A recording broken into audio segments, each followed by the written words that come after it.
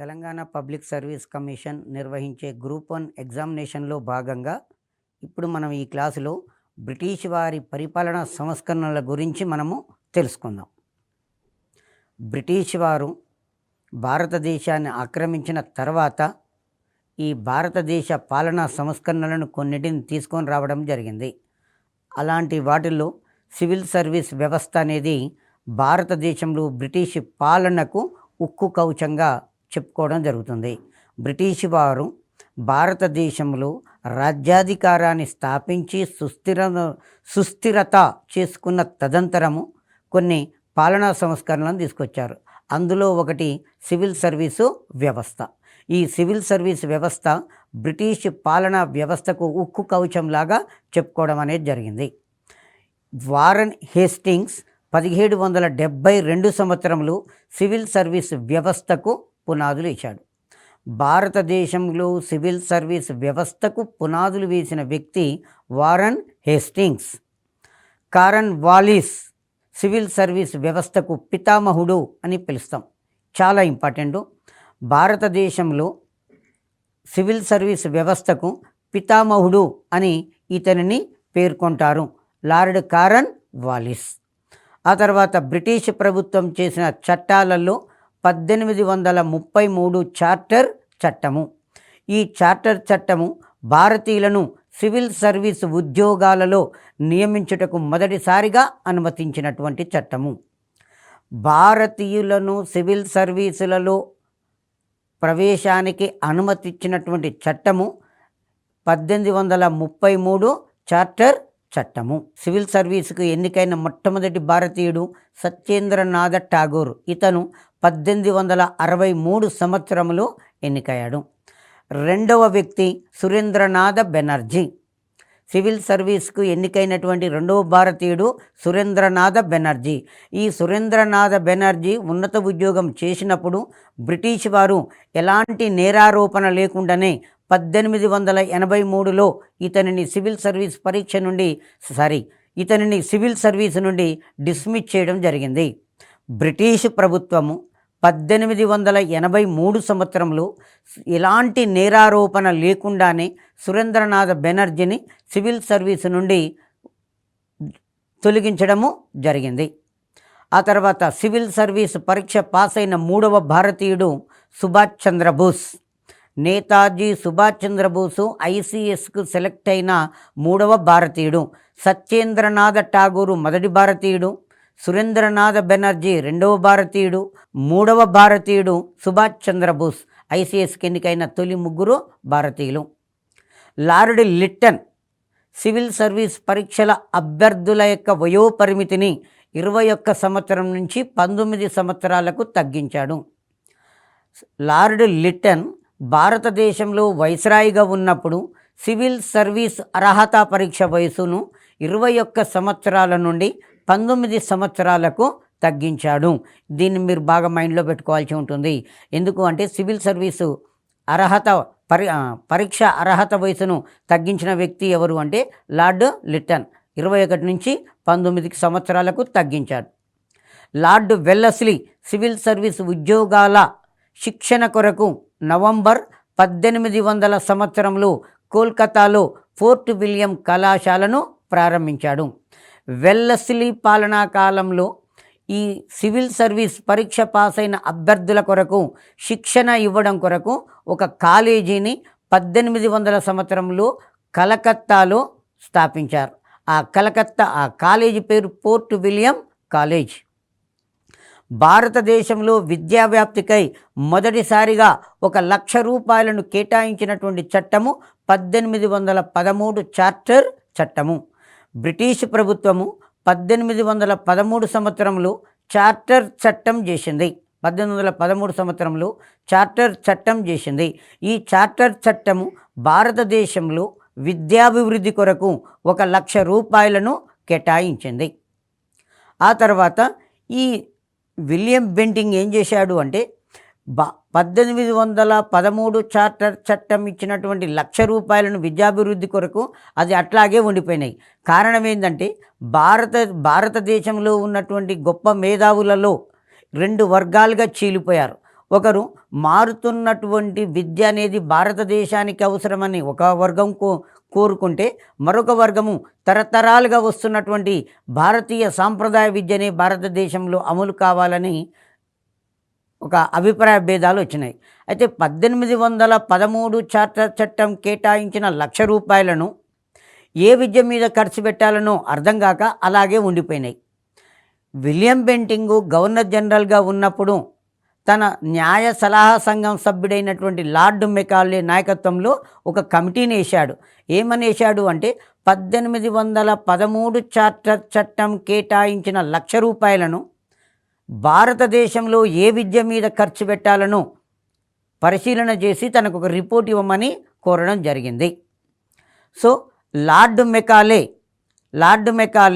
పరిశోధన చేసి భారతదేశంలో ఆంగ్ల విద్య ప్రవేశపెట్టడము ఉత్తమము అని చెప్పాడు. ఉత్తమము అని చెప్తూ రంగులో రక్తంలో భారతీయులుగా ఉండి ఆలోచనలు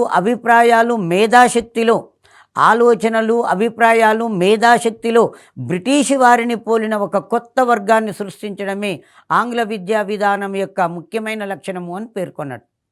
లార్డ్ మెకాలే భారతదేశంలో ఆంగ్ల విద్యను ప్రపోజల్ చేస్తూ ఏం చెప్పాడు అంటే, రంగులో కానీ రక్తంలో కానీ చూసినట్లయితే భారతీయులుగా ఉండాలి.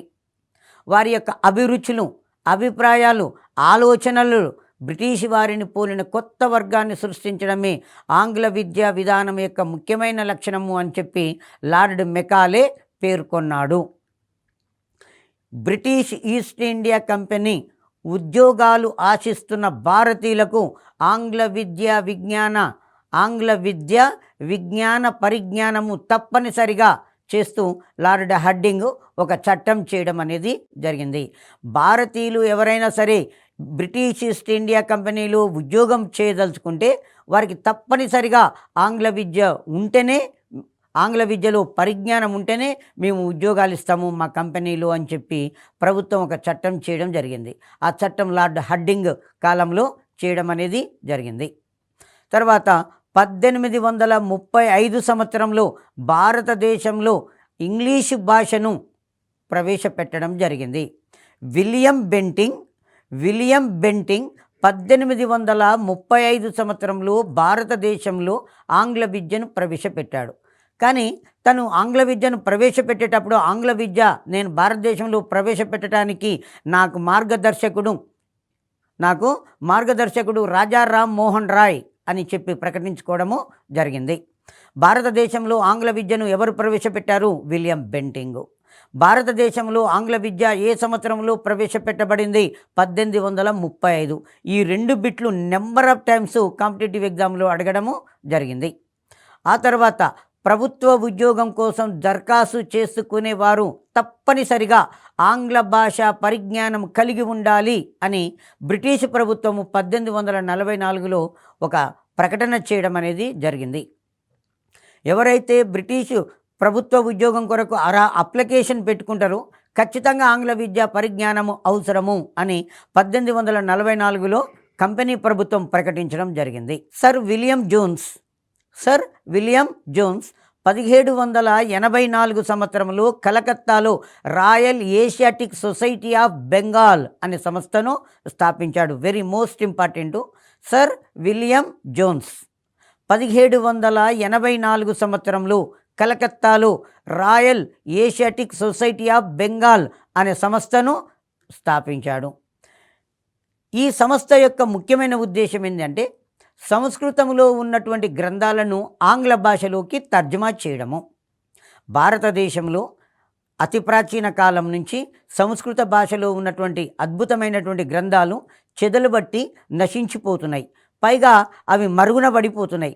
సో కాబట్టి భారతీయ విజ్ఞాన సంపదను వెలికి తీయడం కొరకు William Jones Asiatic Society of Bengal అనే సంస్థను స్థాపించాడు. విలియం జోన్స్ మనుస్మృతిని ఇంగ్లీష్ భాషలోకి అనువాదం చేశాడు. విలియం జోన్స్ మనుస్మృతిని ఇంగ్లీష్ భాషలోకి అనువాదం చేశాడు. విలియం జోన్స్ కాళిదాసు సంస్కృత భాషలో రచించిన అభిజ్ఞాన శాకుంతలం అనే నాటకాన్ని ఆంగ్ల భాషలోకి అనువదించడం జరిగింది. ఇది చాలా ఇంపార్టెంట్. నెంబర్ ఆఫ్ టైమ్స్ మనకు కాంపిటేటివ్ ఎగ్జామ్లో అడిగాడు. విలియం జోన్స్ కాళిదాసు రచించిన అభిజ్ఞాన శాకుంతలం అనే గ్రంథం, శకుంతల దుష్యంతుల యొక్క ప్రేమ గాథను వర్ణిస్తూ అభిజ్ఞాన శాకుంతలం అనే గ్రంథాన్ని కాళిదాసు సంస్కృత భాషలో రాశాడు. సంస్కృత భాషలో ఉన్నటువంటి అభిజ్ఞాన శాకుంతలం అనే గ్రంథాన్ని విలియం జోన్స్ ఆంగ్ల భాషలోకి అనువాదము చేశాడు. తర్వాత సర్ ఎల్ఫిన్సన్ పేరుతో 1833లో పూనాలోను, రిపీట్ చెప్తున్నాను, ఎల్ఫిన్సన్ పేరుతో 1833లో పూనాలోను, 1834లో బొంబాయిలోను ఎల్ఫిన్సన్ కాలేజీలు ఏర్పాటైనవి. బ్రిటిష్ అధికారి ఎల్ఫిన్సన్ యొక్క పేరుతోటి 1833 సంవత్సరంలో పూనాలోను, 1834 సంవత్సరంలో బొంబాయిలోను ఎల్ఫిన్సన్ కాలేజీలు ఏర్పాటు చేయబడినవి లేదా స్థాపించబడినవి. భారతీయుల్ని విద్యా విధానముతో విద్యావంతులను చేయడము మనల్ని యూరప్కు తిప్పి పంపే రహదారి అన్నమాటే అని ఎల్ఫిన్సన్ పేర్కొంటాడు. ఎందుకంటే బ్రిటిష్ అధికారులు భారతదేశంలో ఆంగ్ల విద్యను ప్రవేశపెట్టి ఆంగ్ల విద్య చదువుకున్న భారతీయులను వారి యొక్క కంపెనీలో ఉద్యోగస్తులుగా పెట్టుకొని భారతదేశ ఆర్థిక వ్యవస్థను దోపిడీలో భాగంగా భారతీయులను ఉపయోగించుకుంటున్నారు. పైగా ఎల్ఫిన్సన్ ఏమన్నాడు అంటే, భారతీయులకు కాక మీరు విజ్ఞానం నేర్పినట్లయితే, విద్యను నేర్పినట్లయితే అదే విద్యతోటి వారు విజ్ఞానవంతులై మనలను తిరిగి బ్రిటన్ దేశానికి పంపగలరు. సో కాబట్టి భారతీయుల్ని విద్యా విధానంతో విద్యావంతుల్ని చేయడము మనల్ని యూరప్కు తిప్పి పంపే ఒక రహదారి అన్నమాట అని చెప్పి ఎల్ఫిన్సన్ పేర్కొనడము జరిగింది. తర్వాత భారతీయ విద్యా విధానంలో మాగ్నా కార్టా ఆఫ్ ఇండియా అని వుడ్స్ డిస్పాచ్ను పిలుస్తారు. భారతీయ విద్యా విధానంలో బ్రిటిష్ ప్రభుత్వం ఏర్పాటు చేసిన మొట్టమొదటి ఎడ్యుకేషనల్ కమిటీ వుడ్స్ విద్యా కమిటీ అంటాం. వుడ్స్ డిస్పాచ్ 1854 సంవత్సరంలో లార్డ్ డల్హౌసీ కాలంలో చేయబడింది. వుడ్స్ డిస్పాచ్ని లార్డ్ డల్హౌసీ ప్రకటించడం జరిగింది. ఈ డ్రాఫ్ట్ను 1835లో ఎడ్యుకేషన్ బోర్డుకు అధ్యక్షుడైన చార్లెస్ వుడ్ తయారు చేస్తాడు. వుడ్స్ డిస్పాచ్ లేదా వుడ్స్ ప్రణాళిక, వుడ్స్ విద్యా ప్రణాళికను ఎవరు తయారు చేశారంటే చార్లెస్ వుడ్ తయారు చేసిండు. ఎప్పుడు 1835 సంవత్సరంలో ఎడ్యుకేషనల్ బోర్డుకు తను అధ్యక్షునిగా ఉన్నప్పుడు ఈ వుడ్స్ ప్రణాళికను తయారు చేశాడు. ఇండియాకు 1854 జూలై 19న ఇతను ఈ వుడ్స్ డిస్పాచ్ రావడం అనేది జరిగింది. 1854 జూలై 19న వుడ్స్ విద్యా కమిటీ భారతదేశానికి వచ్చింది. ఇది విద్య అందరికీ అందుబాటులో ఉండాలి అని పేర్కొన్నది. వెరీ మోస్ట్ ఇంపార్టెంట్ అండి. ఏ కమిటీ విద్య అందరికీ అందుబాటులో ఉండాలి అని పేర్కొన్నదంటే వుడ్స్ విద్యా కమిటీ అనేది విద్య అందరికీ అందుబాటులో ఉండాలి అని పేర్కొన్నది. ఈ వుడ్స్ విద్యా కమిటీని Magna Carta of English education intellectual charter of ఇండియాగా పిలుస్తారు. Very most important. వుడ్స్ డిస్పాచ్ని ఏమంటారు అంటే Magna Carta of English education intellectual charter of ఇండియాగా పిలవడము జరుగుతుంది. ఆ తర్వాత వుడ్స్ డిస్పాచ్ కమిటీ యొక్క సిఫారసులు ఏం చేసింది ఈ కమిటీ అంటే ప్రత్యేకంగా విద్యాశాఖను ఏర్పాటు చేయాలని సూచించింది. వుడ్స్ డిస్పాచ్ భారతదేశంలో విద్యాభివృద్ధి కొరకు ప్రత్యేకంగా ఒక విద్యాశాఖను అనే దానిని ఏర్పాటు చేయాలి అని చెప్పింది.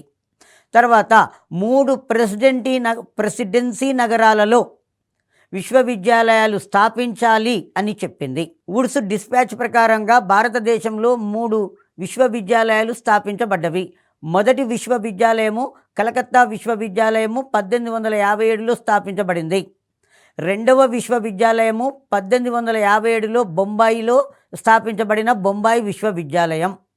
మూడవ విశ్వవిద్యాలయము మద్రాసులో స్థాపించబడిన మద్రాస్ విశ్వవిద్యాలయము, కలకత్తా విశ్వవిద్యాలయం, బొంబాయి విశ్వవిద్యాలయం, మద్రాసు విశ్వవిద్యాలయాలు అనేవి భారతదేశంలో బ్రిటిష్ వారి కాలంలో స్థాపించబడ్డవి. ఈ 3 విశ్వవిద్యాలయాలు స్థాపించినప్పుడు భారతదేశంలో గవర్నర్ జనరల్గా ఎవరున్నారు అంటే లార్డ్ కానింగ్ ఉన్నాడు. లార్డ్ కానింగ్ కాలంలో ఈ 3 విశ్వవిద్యాలయాలు స్థాపించబడ్డవి. బ్రిటిష్ వారి కాలంలో 3 విశ్వవిద్యాలయాలు, ఒకటి కలకత్తా విశ్వవిద్యాలయం, 2 బొంబాయి విశ్వవిద్యాలయం, 3 మద్రాసు విశ్వవిద్యాలయాలు 3 స్థాపించబడినవి. ఆ తర్వాత ఈ కమిటీ, వుడ్స్ కమిటీ ఏం చెప్పిందంటే విద్యను అందరికీ అందుబాటులో ఉండాలి అని పేర్కొన్నది. పైగా ఈ కమిటీ అన్ని అంచెల విద్యాలయాలలో పనిచేసే ఉపాధ్యాయులకు శిక్షణ ఇచ్చే సంస్థల్ని నెలకొల్పాలి అని చెప్పింది. విద్యార్థులకు విద్యను బోధించాలంటే ఫస్ట్ ఉపాధ్యాయుడు విద్యను అభ్యసించి ఉండాలి. సో కాబట్టి ఆ ఉపాధ్యాయుని విద్యకు సంబంధించిన దాన్ని ఈ వుడ్స్ డిస్పాచ్ ప్రతిపాదించింది. సో కాబట్టి అన్ని అంచెల విశ్వవిద్యాలయాలలో పనిచేసే ఉపాధ్యాయులకు శిక్షణ ఇచ్చే సంస్థలను నెలకొల్పాలి అని చెప్పడం జరిగింది. విద్యార్థులకు ఉపకార వేతనం అందించాలి అని ఈ కమిటీ పేర్కొన్నది. స్త్రీ విద్యకు ప్రభుత్వ సంపూర్ణ సహకారము అందించాలి అని కూడా పేర్కొన్నది. వుడ్స్ డిస్పాచ్ ఇచ్చినటువంటి అంశాలు ఏంటి అంటే, ఒకటి, ప్రత్యేకంగా విద్యాశాఖను ఏర్పాటు చేయాలి. ప్రెసిడెన్సీ నగరాలైనటువంటి కలకత్తా, బొంబాయి, మద్రాసులలో 3 విశ్వవిద్యాలయాలు స్థాపించాలి అన్నారు. అందులో భాగంగానే 1857లో కలకత్తా విశ్వవిద్యాలయం, 1857లో 1857లో బొంబాయి విశ్వవిద్యాలయం, 1857లో మద్రాసు విశ్వవిద్యాలయాలు స్థాపించబడ్డవి. ఆ తర్వాత అన్ని అంచెల విద్యాలయాలలో పనిచేసే ఉపాధ్యాయులకు శిక్షణ ఇచ్చే సంస్థలని నెలకొల్పాలి. ఆ తర్వాత విద్యార్థులకు ఉపకార వేతనాలను అందించాలి. స్త్రీ విద్యకు ప్రభుత్వం సంపూర్ణమైన సహకారము అందించాలి. ఈ అంశాలతోటి వుడ్స్ డిస్పాచ్ ప్రతిపాదించడం జరిగింది. ఈ వుడ్స్ విద్యా ప్రణాళిక ఆధారంగా 1857 సంవత్సరంలో కలకత్తా, బొంబాయి, మద్రాస్ విశ్వవిద్యాలయాలు స్థాపించబడ్డవి. ఆ తర్వాత పంజాబ్ యూనివర్సిటీ 1882లో స్థాపించబడింది.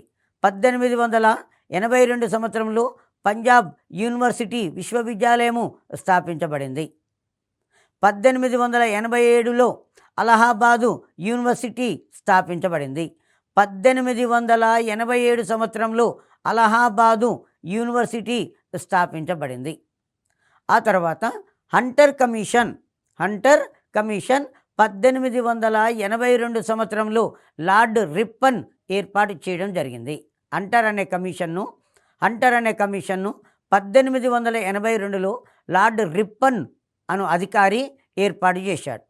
ఈ కమిటీ భారతదేశంలో విద్యా విధానాన్ని సమీక్షించుట కొరకు ఏర్పాట్లు చేయడం అనేది జరిగింది. హంటర్ కమిటీ దాని ఉద్దేశం ఏంటి అంటే, ఈ కమిటీ భారతదేశంలో విద్యాభివృద్ధిని సమీక్షించడం కొరకు ఏర్పాటు చేయడం అనేది జరిగింది. ఈ కమిటీ యొక్క సిఫారసు మేరకు 1884లో విశ్వవిద్యాలయాల చట్టం చేశారు. బ్రిటిష్ ప్రభుత్వం చార్లెస్ వుడ్ డిస్పాచ్ మేరకు 1904లో విశ్వవిద్యాలయాల చట్టము చేసింది. వార్సా విద్యా విధానం 1937లో మహాత్మా గాంధీజీ తయారు చేశాడు. ఇది ఒకసారి అడిగాడండి ఏపీపీఎస్సీ ఎగ్జామ్లో. వార్సా విద్యా విధానమును ఎవరు రూపొందించారు? వార్సా విద్యా విధానాన్ని 1937లో గాంధీజీ ప్రారంభించాడు. ఆ తర్వాత దీనికి గల మరొక పేరు, వార్సా విద్యా కమిటీకి మరొక పేరు నయీ తాలీం అనే పేరు కూడా దానికి పెట్టడము జరిగింది. ఇది సహజ జీవితానికి సాంఘిక సమతౌల్యతకు, వృత్తి విద్యకు మరియు విలువలకు ప్రాధాన్యతనిచ్చింది. నయీం విద్యా విధానము సహజ జీవితానికి, సాంఘిక సమతుల్యతకు, వృత్తి విద్యకు మరియు విలువలకు బాగా ప్రాధాన్యత ఇవ్వడం అనేది జరిగింది. బ్రిటిష్ వారి పరిపాలనా కాలంలో కొన్ని రాజ్యాంగపరమైనటువంటి సంస్కరణలను చేయడము జరిగింది. బ్రిటిష్ వారు కాలానుగుణంగా అనేక చట్టాలను పరిపాలన, విద్య, సామాజిక, ఆర్థిక, న్యాయ అంశాలపై చేయడం జరిగింది. బ్రిటిష్ వారు భారతదేశ పాలనలో జోక్యం కల్పించుకుంటూ చేసినటువంటి కొన్ని చట్టాలు కాలానుగుణంగా తయారు చేయడం అనేది జరిగింది. ఆ చట్టాలు ఏంటిదంటే పరిపాలనకు సంబంధించిన చట్టాలు, విద్యకు సంబంధించిన చట్టాలు, సామాజిక విద్యకు సంబంధించిన చట్టాలు, ఆర్థిక న్యాయ అంశాలపైన ఈ చట్టాలను బ్రిటిష్ ప్రభుత్వము చేసింది. ఆ తర్వాత బ్రిటిష్ ప్రభుత్వం చేసిన చట్టాలలో మొట్టమొదటి చట్టము రెగ్యులేటింగ్ చట్టము. వెరీ మోస్ట్ ఇంపార్టెంట్ అండి. నెంబర్ ఆఫ్ టైమ్స్ మనకి ఎగ్జామినేషన్లో అడుగుతున్నాడు. బ్రిటన్ పార్లమెంటు భారతదేశ పాలనా వ్యవహారాలలో జోక్యం కల్పించుకుంటూ చేసినటువంటి మొట్టమొదటి చట్టమే రెగ్యులేటింగ్ చట్టం. రెగ్యులేటింగ్ చట్టాన్ని 1773 సంవత్సరంలో భారతదేశంలో తొలి రాజ్యాంగ చట్టంగా పేర్కొంటారు. భారతదేశంలో తొలి రాజ్యాంగ చట్టంగా ఏ చట్టాన్ని పేర్కొంటారు? రెగ్యులేటింగ్ చట్టాన్ని పేర్కొంటారు. రెగ్యులేటింగ్ చట్టము కంపెనీకి భారతదేశంలో వర్తకం చేసుకోవటానికి 20 సంవత్సరాలను అనుమతి ఇవ్వడం అనేది జరిగింది.